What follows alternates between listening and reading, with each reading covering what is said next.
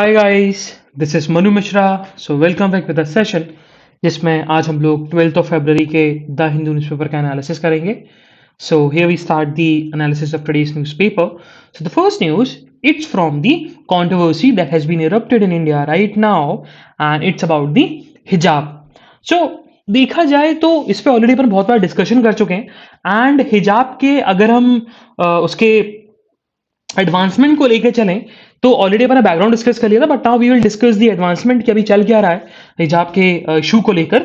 सो Karnataka high court ने interim order pass किया था और इंटरिम ऑर्डर में ये बोला था कि भैया जब तक हम लोग परमानेंट इस पे हियरिंग या परमानेंट इस पे जजमेंट नहीं देते थे इस केस में, तब तक एजुकेशनल इंस्टीट्यूशंस में स्पेसिफिकली स्कूल्स में जो रिलीजियस क्लोथ्स हैं वो अलाउड नहीं होंगे। सो जो पिटिशनर हैं, जो पिटिशनर्स थे, उनको जो रिप्रेजेंट कर रहे थे मिस्टर कामत द एडवोकेट, उन्होंने कुछ क्वेश्चंस रेज किए। तो पिटिशनर के कुछ क्वेश्चंस हैं। तो पहला जो क्वेश्चन है वो ये है कि जो इंटरिम ऑर्डर पास किया गया by the Karnataka high court about that you should not wear the religious clothes in the educational institutions, क्या ये fundamental right of citizen guaranteed करता है under the article 15, 19, 21 and 25 of the Indian constitution? पहला question. दूसरा question जो यहां पर petitioner ने रेज किया against the interim order, that's about कि जो हिजाब है वो देखा जाए तो हमारे रिलीजन का एक इसेंशियल और इंटीग्रल पार्ट है ना, हमारे रिलीजन का, हमारे फेथ का। तो हाईकोर्ट ने जो डायरेक्ट किया है कि आप एजुकेशन इंस्टीट्यूशंस में आप ये पहन के नहीं आओगे, तो क्या ये आर्टिकल 25 का ब्रीच नहीं है? ये सारी चीजें बोली गई। एंड कुछ और अदर इश्यूज भी उनको उनका यही कहना है कि देखो अगर हम स्कूल अटेंड नहीं करेंगे तो मार्च में हमारे एग्जाम्स हैं, तो वो हमारा लॉस हो जाएगा, हमें we have to attend the classes, for that we have to give the examination. ये बहुत सारे इश्यूज हैं। और एक जो सबसे बड़ा इशू अराइज आ रहा है वो यही आ रहा है कि आर्टिकल 25 को लेकर, क्योंकि मिस्टर कामत ने एक एक पॉइंट रेज किया जो कि वैलिड पॉइंट भी है from my point of view, that is कि अगर देखा जाए तो हिजाब जो है, अच्छा सबसे बड़ा क्वेश्चन ये रेज होता है कि भाई हिजाब जो है वो एसेंशियल रिलीजियस प्रैक्टिस में आता है कि नहीं। तो अगर देखो, अगर ये डिड्यूस हो गया ना कि वेयरिंग अ हिजाब is a essential religious practice और नॉट, तो तो हमें पता ही लग जाएगा कि हाई कोर्ट का या किसी भी कोर्ट का जजमेंट क्या होने वाला है। क्योंकि इसेंशियल रिलीजियस प्रैक्टिस है तो फिर हिजाब अलाउ करना पड़ेगा कोर्ट को, अगर नहीं है तो फिर बैन हो जाएगा हिजाब या कोई भी रिलीजियस क्लोथ। लेकिन यहां पर मिस्टर कामत का यही कहना है कि अगर आप हिजाब को पहनने नहीं दे रहे हो इन द इंटरिम ऑर्डर, तो ये हमारे आर्टिकल 25 का कंप्लीटली सस्पेंशन है। और इसका मतलब ये भी है कि जो सिख लोग हैं वो भी टर्बन पहन के नहीं आ सकते स्कूल्स के अंदर, कॉलेजेस के अंदर, क्लासरूम्स के अंदर। ये चीज बताई गई है ना। सो एंड सुप्रीम कोर्ट ने इस चीज पे एक स्टेटमेंट दिया है इस हिजाब के इंसिडेंट को लेकर। एंड सुप्रीम कोर्ट स्टेटेड कि देखो इस इशू को ना ज्यादा पॉलिटिसाइज और कम्युनलाइज मत करो, है ना। और ये एलिगेशन लगाया भी गया था by the solicitor general of India Tushar Mehta to the petitioners के इस इशू को ये लोग पॉलिटिसाइज कर रहे हैं, कम्युनलाइज कर रहे हैं। जिसको लेकर मिस्टर कामत ने रिप्लाई भी किया कि that we are not communalising और politicising this issue, this a matter of our fundamental right, so we are asking a question, constitutionality का क्वेश्चन है ये, वो हम पूछ रहे हैं। So and same goes with supreme court. Supreme court is also said that कि आप लार्जर लेवल पे इस इशू को स्प्रेड मत करो। Moving further, so foreign ministerial meeting थी क्वाड मेंबर्स की, and finally Indo Pacific ties पे फोकस किया गया, है ना। और सबसे बड़ा जो यहां पर बात हुई है इस मिनिस्ट्रियल मीटिंग में, दैट्स अबाउट कि कैसे हम लोग जो वैक्सीन्स हैं, कोविड-19 वैक्सीन्स हैं, मिलियंस ऑफ वैक्सीन्स, उनको मैन्युफैक्चर कर सकें इंडिया में एंड डिलीवरी को स्पीड अप कर सकें। फिर स्पेशल मीट थी अबाउट द क्लाइमेट चेंज को लेकर, अबाउट द मैरीटाइम सिक्योरिटी को लेकर कि मैरीटाइम सिक्योरिटी हम लोग कैसे स्ट्रांग बना के रख सकें इंडो पैसिफिक रीजन पर। एंड वन मोर थिंग कि जो देखा जाए तो मिनिस्ट्रियल मीटिंग में क्वाड मेंबर्स का यही कहना है कि हम लोग कमिट रहेंगे कि इंडो पैसिफिक रीजन को ओपन और फ्री बनाने में। That's what Quad members had stated in their ministerial meeting. Moving further, so हमें सिटी न्यूज नहीं पढ़नी है, so we directly move to the state page. So what happened, so हुआ क्या, देखो कुछ टॉप ऑफिशियल्स जो हैं महाराष्ट्र लेजिस्लेटिव असेंबलीज के, ठीक है, डिप्टी स्पीकर हो गए, आपके चेयरमैन हो गए, चेयरमैन ऑफ महाराष्ट्र काउंसिल, वो सब अप्रोच कर रहे हैं प्रेसिडेंट को। एंड उनके अप्रोच का रीजन है ये है कि अभी रिसेंटली हुआ क्या था, सुप्रीम कोर्ट के पास एक केस गया था अबाउट दी कि 12 बीजेपी एमएलएस को सस्पेंड किया गया for the 1 year by the speaker of Maharashtra legislative assembly. Is this is this punishment given by the Maharashtra Legislative Assembly Speaker is valid or not? So इसको लेकर supreme court ने बोला कि जो 12 MLA को आपने सस्पेंड किया है फॉर 1 year वो गलत है, नहीं करना चाहिए, because it's breaching the Indian constitution, है ना।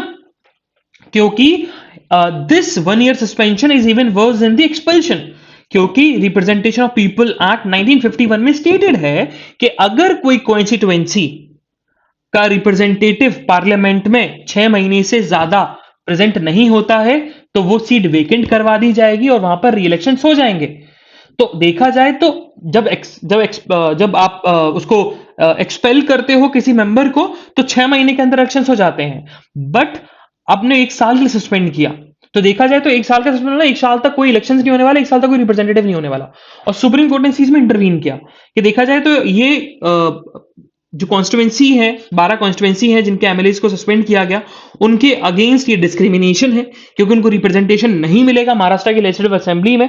इस चीज को लेकर उनका यही कहना था सुप्रीम कोर्ट का कि ये अपनी एम्बिट के बाहर स्पीकर ने काम किया है महाराष्ट्र की लेजिस्लेटिव असेंबली के। एंड महाराष्ट्र की लेजिस्लेटिव असेंबली मतलब महाराष्ट्र गवर्नमेंट ने अपना वैलिड पॉइंट रखा और बताया कि देखा जाए तो article 212 gives power to the speaker कि वो कोई भी रेडी स्टेप ले सकती हैं, but representation of people act 1951 में ये स्टेटेड है कि भैया आप सस्पेंड सिर्फ फॉर द कंसेक्यूटिव 5 सिटिंग या फिर मैक्स टू मैक्स एक सेशन तक, जो ऑलरेडी एग्जिस्टिंग सेशन है उस तक सस्पेंड कर सकते हो, उससे ज्यादा सस्पेंड नहीं कर सकते। लेकिन आर्टिकल 212 ये भी बोलता है कि अगर स्पीकर ने प्रोविजन के एम्बिट के अंदर काम नहीं किया तो उसका मतलब ये नहीं है कि उनके ऑर्डर को आप निगेट कर दोगे। इस चीज को लेकर ये लोग जो महाराष्ट्र की गवर्नमेंट के रिप्रेजेंटेटिव हैं वो प्रेसिडेंट के पास अप्रोच किया, उनका कहना यही है कि प्लीज आप इंटरवीन करें इस मैटर के अंदर। Moving further, so finally Karnataka high court ने बोल ही दिया है कि भैया कोई भी सैफरन शॉल्स मतलब कोई भी भगवा का शॉल या हिजाब अलाउ नहीं होगा फ्रॉम द क्लास। और उन्होंने क्लियरली स्पेसिफाई करके रखा हुआ है कि हाँ, बहुत लोग बोल सकते हैं कि ये हमारा फंडामेंटल राइट है, ये हमारा एसेंशियल रिलीजियस प्रैक्टिस है under the article 25 of the Indian constitution, but not every fundamental right are absolute, ठीक है, और not each fundamental right is absolute. It means that article 25 has also some reasonable restrictions, और हम इस order को reasonable restriction under डालेंगे। Reason being क्योंकि देखा जाए तो ये सिक्योरिटी को ब्रीच करता है, नेशनल सिक्योरिटी को हम पहुंचा सकता है, पब्लिक ऑर्डर को हम पहुंचा सकता है। इसी के चलते वील गवर्नमेंट का यही कहना है सिंपल सा कि भैया will we are making an order that के सारे लोग स्टूडेंट्स इंटरिम ऑर्डर को फॉलो करें। Moving further, so Orissa state commission for women की एक पैनल बनी थी एंड उसकी पैनल डिसाइड किया है कि जो उड़ीसा का जो स्टेट लॉ है, Orissa prevention of which hunting act 1931, which hunting मतलब ब्लैक मैजिक से रिलेटेड और विच हंटिंग, इस चीज को लेकर अगर आप विक्टिम को ब्रांड करते हो तो उसको भी आप हीनियस क्राइम में डाला जाएगा and that also a punishable offence under the Orissa prevention which hunting act 2013। ये भी सजेस्ट किया है, अभी ऑर्डर बना नहीं है, बट कमीशन ने स्टेटेड कि हमें इस पे अर्जेंट एक्शन लेने की जरूरत है। मूविंग फर्दर, या so on the editorial page, तो आज हमारे 2 एडिटोरियल इंपॉर्टेंट हैं। The first one, taking a bite out of cyber threats, पढ़ेंगे अपन, है ना। हाँ, थोड़ा सा डिफिकल्ट एडिटोरियल है, बट कुछ चीजें पढ़ने वाली हैं अपन को, समझेंगे साइबर अटैक्स है क्या, साइबर थ्रेट्स क्या होते हैं एंड इसके क्या नेगेटिव इंपैक्ट पड़ सकते हैं, ठीक है। And the second one, it's about the clearing the airways, ये अपन पढ़ेंगे। चलो, तो first will discuss the editorial written by the M K Narayan, जो कि फॉर्मर डायरेक्टर हैं आईबी के इंटेलिजेंस ब्यूरो के, and he is also the former national security adviser and also the former governor of West Bengal and currently the executive chairman of cyber Cyqurex private limited. ठीक है, तो it's a joint venture of UK and US. इसी से related ने cyber threats को लेकर editorial लिखा है। उन्होंने बताया कि देखा जाए तो साइबर अटैक्स जो है ना, रिलेटिवली एक नया फिनोमिना है। अब जब हम बोलते हैं नया फिनोमिना, तो इसका मतलब ये नहीं है कि ये सिर्फ अभी 1-2 साल हुआ है। साइबर थ्रेट का मतलब है, साइबर अटैक्स का मतलब है नया फिनोमिना। हमने इस वजह से बोला क्योंकि ये it's just a 12 to 15 years old threat. ठीक है, और देखा जाए तो it's even dangerous than terrorism. अब क्यों है ऐसा? तो उसके लिए सबसे पहले ऑथर ने एक्सप्लेन किया कि देखो, सबसे पहले हम समझ लेते हैं कि साइबर थ्रेट या साइबर अटैक्स जो हैं वो कब से स्टार्ट हुए। तो ये साइबर थ्रेट या साइबर अटैक वर्ल्ड की नजरों में 2010 में आया, जब स्टक्सनैट वॉर्म हुआ था। और उस स्टक्सनैट वॉर्म में बताया गया था कि जो ईरान का सेंट्रीफ्यूग कैपेसिटी है उसको लार्ज स्केल पे डैमेज किया गया। फिर उसके 2 साल बाद 2012 में सऊदी अरामको ऑयल कंपनी को टारगेट किया गया। एंड सऊदी गवर्नमेंट ने बोला भी था कि देखा जाए तो ईरान ऑपरेटिव्स जो थे, इन्होंने हमारे कंपनी के बिलोंगिंग्स को और साइबर हमारे हमारे साइबर सेफ्टी को थ्रेटन किया है। ये एलिगेशन लगाया गया 2 साल बाद। और फिर ईरान ने बोला था हमने बदला लिया है 2010 के इंसिडेंट का, क्योंकि सऊदी अरेबिया ने स्टक्सनैट वॉर्म किया था। फिर उसके बाद फिर क्या हुआ? फिर देखा जाए तो अराउंड 30,000 कंप्यूटर्स का जो डेटा था वो वाइप आउट कर लिया गया था। फिर एक हफ्ते बाद ईरान पे अटैक किया गया by the Katari natural gas company रास गैस। फिर एक एक देखा जाए तो यूएस के उस समय के जो डिफेंस सेक्रेटरी थे, लियोन पैनेटा, उनका यह कहना था कि देखो, अभी जो है ना, उन्होंने फिर वार्निंग दी भी थी, अपने वर्डिंग्स में वार्निंग दी थी। उन्होंने स्टेटमेंट एक सेंटेंस यूज किया था कि इन फ्यूचर जो साइबर थ्रेट है और साइबर अटैक है, बिल्कुल पर्ल हार्बर की तरह होगा। जैसे पर्ल हार्बर था, आ गया था अटैक, यूएस को पता भी नहीं लगा और बहुत डैमेज क्रिएट करके गया था। तो वैसा ही अटैक कभी भी हो सकता है यूएस के ऊपर। So we as a nation have to be well prepared for the cyber threat and cyber attacks. ये चीज बताएगा। फिर आगे बोला कि देखो, देखा जाए तो इवन दो 2010 से जो ये सीरीज स्टार्ट हुई साइबर अटैक का, ये कंटिन्यू 2011 में भी हुआ, 2012 में भी हुआ, 2013 में भी हुआ, 20 में भी हुआ, 21 में भी हुआ। बट हम लोग सेम मेथोडोलॉजी अपनाते रहे, हमने कोई चेंज नहीं किया। हमने कुछ साइबर अटैक्स को लेकर कोई रिजिड लॉ नहीं बनाए, हमने कुछ नई टेक्नोलॉजी इवॉल्व नहीं करी। अब क्यों नहीं करी वो समझ में आ जाएगा, है ना। अब वो आगे समझ में आएगा, आगे बताऊंगा कि भाई अभी ऐसा नेशन क्यों नहीं कर रही, नेशन क्यों साइबर सिक्योरिटी को, साइबर थ्रेट्स को इतना सीरियसली नहीं ले रही। अब ऑथर ने बोला कि अगर हम बात करें 2021 में सबसे बड़ा अगर मैक्सिमम अटेंशन किसी चीज ने अट्रैक्ट किया है साइबर अटैक्स की कैटेगरी में, तो वो solar winds and colonial pipeline जो कि यूएस में है, उसका उस पे साइबर अटैक होना। और बताया गया कि 2021 में हमने कंप्यूट किया, हमने कैलकुलेट किया कि जो साइबर अटैक्स हुए, it amount to $1 trillion. And देखा जाए तो रियलिटी में ये तो सिर्फ पता लगा है, but in reality it can exceed more than $3 to 4 trillion.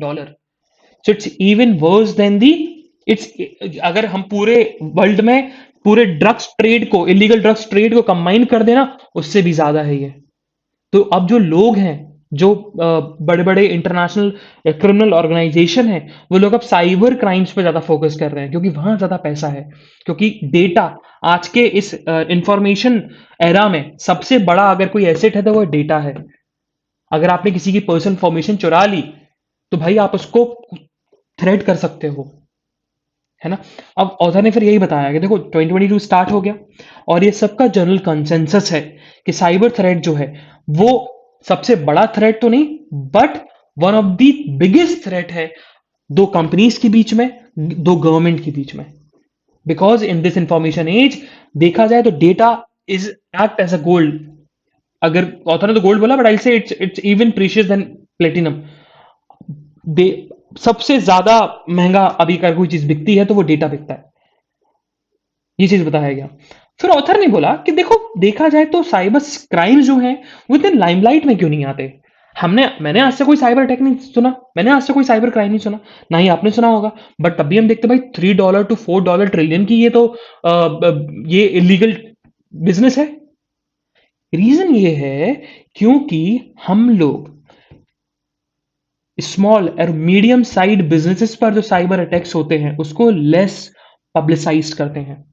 हाँ, दो कंट्रीज के बीच में अगर कुछ डेटा कुछ एग्रीमेंट हुआ और उस पर साइबर थ्रेट हुआ, उस पर साइबर अटैक हुआ, तो वो वर्ल्ड न्यूज बन जाती है। लेकिन अगर कोई स्मॉल बिजनेस पर या दो कंपनीज के बीच में कोई टाई अप हुआ, कॉन्ट्रैक्ट हुआ, उस पर बस साइबर अटैक्स होते हैं, तो हम उसको लेस पब्लिसाइज कर सकते हैं। और majority of the portion of the cyber attacks और साइबर क्राइम जो होते हैं वो स्मॉल और मीडियम साइज्ड बिजनेसेस पर होते हैं।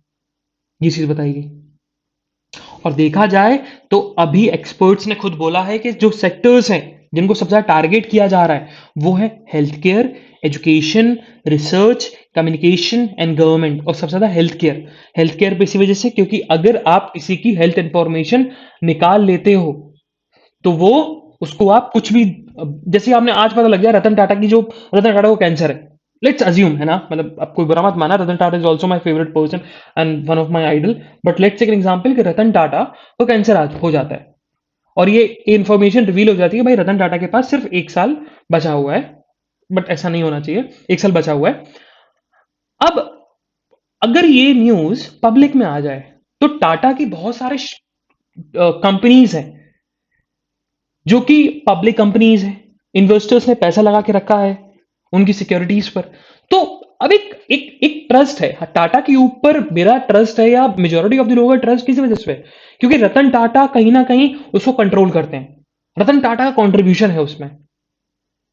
लेकिन हमें पता लग जाए कि रतन टाटा के पास कम समय है, लेकिन अब और रतन टाटा कोई हायर भी नहीं किया, मतलब है तो एन चंद्रशेखर बन चुके हैं वो, उनका भी जो टेन्योर एक्सटेंड हो चुका है। तो एक हमारे अंदर एक डर पैदा हो जाएगा कि आगे चल के इन कंपनीज का होगा क्या। सो इसी के चलते हेल्थ केयर, लोगों की हेल्थ केयर का डेटा बहुत ज्यादा यूज किया जाता है उनकी अगेंस्ट। ये चीज बताई गई। फिर आगे ऑथर ने इस वाले पूरे पैराग्राफ में यही बताया गया कि हमें टेक्नोलॉजी को यूज करना चाहिए। एंड यहाँ पर बहुत सारी डिफरेंट टेक्नोलॉजी यहाँ पर बताई गई, जैसे कि ऐसी हो गया that secure access service edge, जिससे हम लोग साइबर अटैक्स के रिस्क को रिड्यूस कर सकते हैं। फिर एक और टेक्नोलॉजी है CABS, that's about the cloud access security broker. दूसरा है सिक्योर वेब गेटवे। अच्छा, ये आपको पढ़ना नहीं है ना, ये आप पढ़ने बैठ जाओ या राइट डाउन करने लग जाओ कि मतलब भाई हमको ये टेक्नोलॉजी लिखी याद करनी है, याद करने की जरूरत नहीं है, बस बस रीड कर लेना एक बार तो पता लग जाएगा, आइडिया लग जाएगा कि हम लोग इन चीजों को जो अभी टेक्नोलॉजीज आ रही हैं उनको भी हम लोग ज्यादा महत्व नहीं दे रहे हैं। उसका रीजन यही है, उसका रीजन यहां पर ऑथर ने बताया। उसका रीजन ये है कि जो वेस्ट है, वेस्ट नेशन मतलब European Nations including our south Asian Nations, India also, including India also, वो लोग फोकस करते हैं किस पर कि भाई कि साइबर थ्रेट्स को मिलिटरलाइज ना किया जाए, मतलब कंट्री पे साइबर अटैक नहीं होना चाहिए। उनका फोकस कभी भी स्मॉल और मीडियम साइज बिजनेस पर नहीं होता।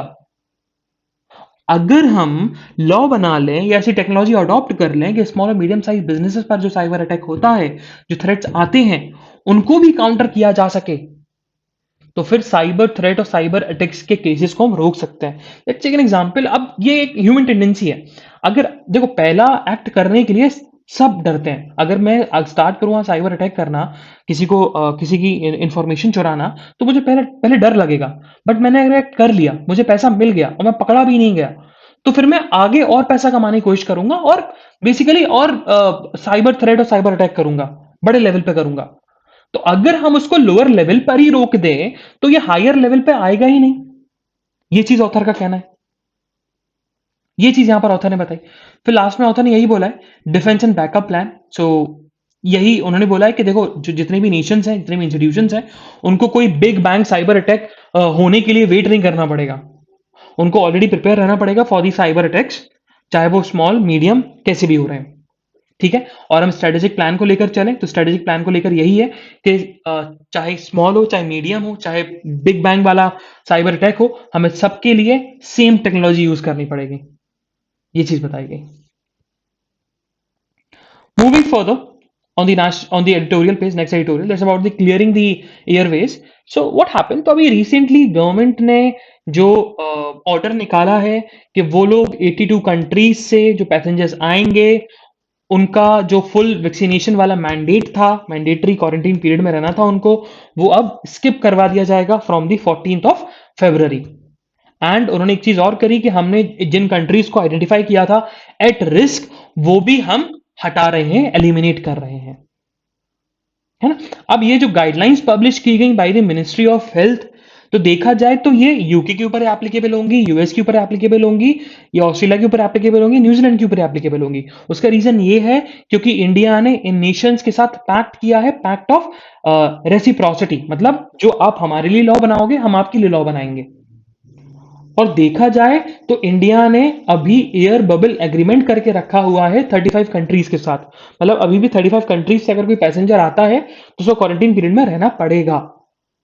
अब देखा जाए तो गवर्नमेंट ने ये स्टेप लिया क्यों, है ना। अच्छा, इससे ये भी पता लगता है कि भाई गवर्नमेंट अब बहुत जल्दी इंटरनेशनल फ्लाइट्स को बहुत स्पीड अप करने वाली है। अब उसका रीजन ये है, देखा जाए तो इंटरनेशनल फ्लाइट स्टार्ट होनी थी 15 दिसंबर से, बट विड्रॉ कर लिया था डिसीजन को, reason being because of the fear of Omicron variant. And एक एस्टिमेट निकाला गया कि कोविड 19 में टूरिज्म इंडस्ट्रीज को अगर लॉस हुआ है, that estimated about 150 lakh crore rupees since मार्च 2020। ये चीज बताई गई और बताया गया कि पैंडेमिक के पहले इंडिया के पास 1.1 करोड़ इनबाउंड टूरिस्ट थे एंड 2.7 करोड़ आउटबाउंड टूरिस्ट थे annually, but because of the pandemic ये टूरिस्ट का डेटा 90% तक डिक्रीज हो गया, बहुत प्रिकेरियस फॉल आया। तो जिससे टूरिज्म सेक्टर को बूस्टअप मिले और टूरिज्म सेक्टर को सबसे उसको रिवाइव किया जा सके, इसी के चलते गवर्नमेंट जो है बहुत रिजिड है अपने स्टेप को लेकर कि हम लोग क्या बोलते हैं, हम लोग स्टेप्स लेंगे कि इंटरनेशनल ट्रेवल फिर से स्टार्ट हो जाए। लेकिन अब एक क्वेश्चन राइज होता है कि देखा जाए तो इंडिया में अब एक रीजन ये भी है कि भाई इंटरनेशनल ट्रेवल अभी स्टार्ट हो गया। उसका रीजन ये भी है कि जहां कंट्री में 24 जनवरी को 3 लाख के ऊपर केस निकल रहे थे, वो अब 58,000 पे आ गए, प्रिकेरियस फॉल हो गया। तो इससे ये पता लगता है कि देखो केसेस डिक्रीज होते जा रहे हैं, बट उसका एक और रीजन है कि हमारा जो कंट्री में टेस्टिंग एटीट्यूड है वो भी चेंज हो गया। उसका रीजन ये है कि देखो अब रैपिड एंटीजन टेस्ट आ गए जो कि सेल्फ एडमिनिस्टर होते हैं, तो अब आप खुद एडमिनिस्टर कर लो, अगर आप खुद पॉजिटिव आए तो वो, अगर आप पॉजिटिव आ गए तो आपका जो डेटा है वो गवर्नमेंट डेटा में या ऑफिशियल डेटा में इंक्लूड तो नहीं होगा। ये चीज बताया गया है ना। So that's what government had stated, that's what author has stated. और बताया गया कि देखो not only the availability of the vaccine contribute किया इस थर्ड वेव को डिमिनिश करने में, बल्कि हमें अपने मास्क को भी लेके जाना पड़ेगा, है ना। क्योंकि हमें बाहर कंट्री से ही पता लगा, इवन उनको बूस्टर डोज लगा हुआ है, बूस्टर डोज लगने के बाद भी वो लोग उन बूस्टर डोज लगने के बाद भी बहुत सारे लोग जो हैं वो लोग इन्फेक्टेड हुए ओमिक्रॉन वेरिएंट से। तो with vaccination we have to come with wearing of mask, we have to come with short lockdowns, तब जाके हम लोग इंटरनेशनल ट्रेवल को एक बूस्टअप दे पाएंगे और एक जो फियर क्रिएट हुआ है टूरिस्ट के माइंड्स में, वो एक फियर हटा पाएंगे। ठीक है, ये चीज यहां पर ऑथर ने बोली है। और ऑथर ने बताया कि देखो अभी देखा जाए तो स्कूल्स में हम लोग रीओपन कर रहे हैं, तो अगर हम स्कूल्स रीओपन कर रहे हैं इसका मतलब यह है कि हम एयर ट्रेवल को नॉर्मलाइज इजीली कर सकते हैं। एंड हमें सीखना चाहिए कि हम कैसे अपने हेल्थ केयर और अपनी हाइजीन को इम्प्रूव कर सकें कि आगे चल के हम अगर कोई पैंडेमिक आता है तो हमारा जो इम्यूनिटी है वो स्ट्रेंथन हो पाए। Moving further on the national news, so what happened? So supreme court ने, अभी सुप्रीम कोर्ट जो है वो अभी हियर कर रहा है अबाउट द केस जो हरियाणा गवर्नमेंट ने फाइल किया था पिटीशन, कि जो Punjab and Haryana high court ने जो ऑर्डर दिया है कि Haryana local employment bill, local employment act 2021 पे जो स्टे लगाया उसके अगेंस्ट, तो इस चीज को लेकर हाई कोर्ट, सुप्रीम कोर्ट को बोला गया, सुप्रीम कोर्ट ने बोला है कि हम रिफर करना चाहते हैं अदर स्टेट के कोटा लॉस को लेकर। हमने पढ़ा भी था कि सिर्फ हरियाणा में ऐसा लॉ नहीं आया, आंध्र प्रदेश में भी ऐसा लॉ आया है और आपका एक और स्टेट है I am just forwarding the name of the state right now. एक तो आंध्र प्रदेश और एक झारखंड है, ठीक है। तो हम दोनों स्टेट के जो एक्ट हैं और उन दोनों स्टेट पर उन दोनों स्टेट के हाईकोर्ट्स का क्या कहना है उसको हेयर करेंगे, उसको सुनेंगे, सॉरी, उसको देखेंगे, उसके बाद हम डिसाइड करने वाले हैं। सो चार धाम प्रोजेक्ट पे सुप्रीम कोर्ट ने जो पैनल बनाई थी, उस पैनल के जो चेयरपर्सन है, आपके चेयरमैन है रवि चोपड़ा, उन्होंने रिजाइन कर दिया है, क्विट कर दिया है, ये चीज बताया गया। एंड रिसेंटली सुप्रीम कोर्ट ने चार धाम प्रोजेक्ट पे डिसीजन दिया था और बोला था कि चार धाम प्रोजेक्ट पे जो रोड को वाइडर करना है वो कर सकते हैं because of the security concern. Moving further, so BJP के एमपी फ्रॉम दी होशंगाबाद, उन्होंने डिमांड करी है कि एक लॉ आना चाहिए, टू चाइल्ड नॉर्म्स, कि हम मतलब बेसिकली उनका ये कहना था कि एक पॉपुलेशन कंट्रोल बिल आना चाहिए जिससे हम लोग पॉपुलेशन कंट्रोल कर सके इंडिया में, और पॉपुलेट और एक एक कपल जो है फिर दो बच्चों से ज्यादा बच्चे ना करें। And union minister Giriraj Singh, उनका ये कहना है कि now there is a need to bring a uniform civil code. So uniform civil code is stated in the Indian constitution but not the fundamental right and not the legal right also, it's under the DPSP. और DPSP का काम यही था, DPSP part में इसमें include किया गया था कि इन फ्यूचर जब इंडिया एडवांस कर जाए, इंडिया सोशो इकोनॉमिक एडवांसमेंट करे, तो डीपीएसपी में जो बातें हैं उसको लॉ बनाया जाए। सो गिरिराज सिंह का यही कहना है कि देखो हिजाब रो को लेकर अब हमें ऐसा लग रहा है कि now country is in the need to bring uniform civil code.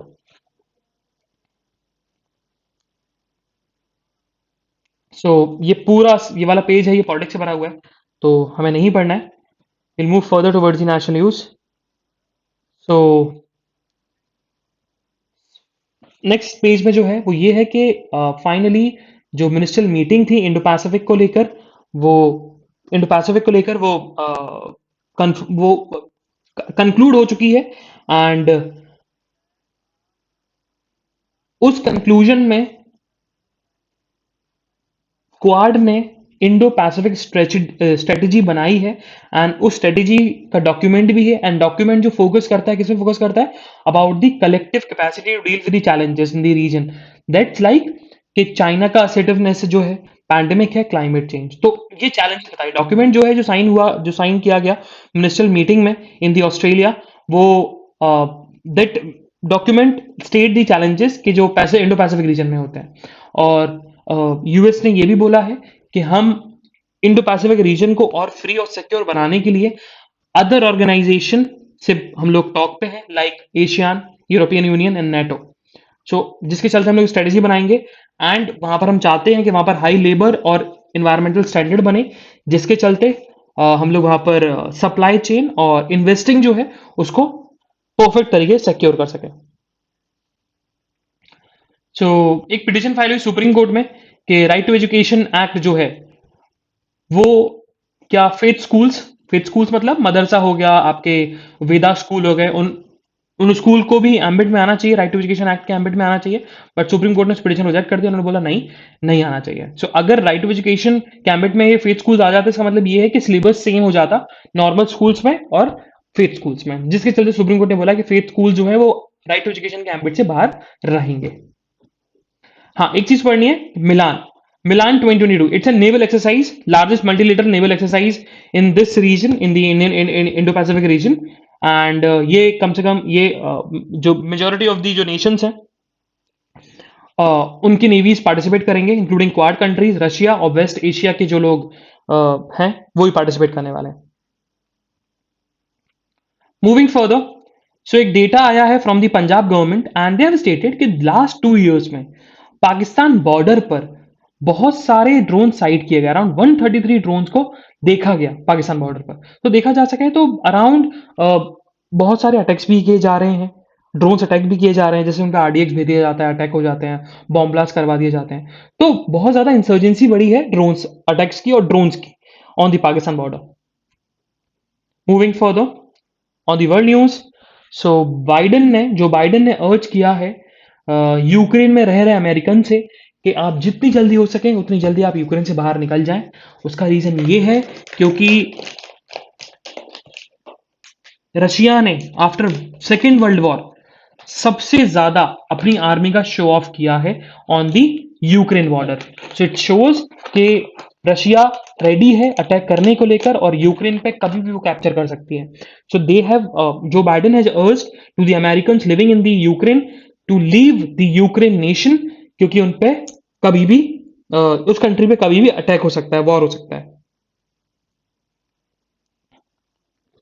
Moving further, so US के ऊपर एक प्रेशर था कि भाई उन्होंने जो $7 बिलियन फंड को फ्रोज करके रखा हुआ है, जो कि फ्रोजन एज अफगानिस्तान एसेट, तो उस चीज को लेकर यूएस ने डिसीजन ले लिया है कि जो आधा पैसा है वो अफगान के लोगों के लिए यूज किया जाएगा, अफगानिस्तान के लोगों की हेल्प के लिए यूज किया जाएगा, बट तालिबान को हम फंड का एक्सेस नहीं होने देंगे। हम लोग डायरेक्टली उनको बेनिफिट देंगे।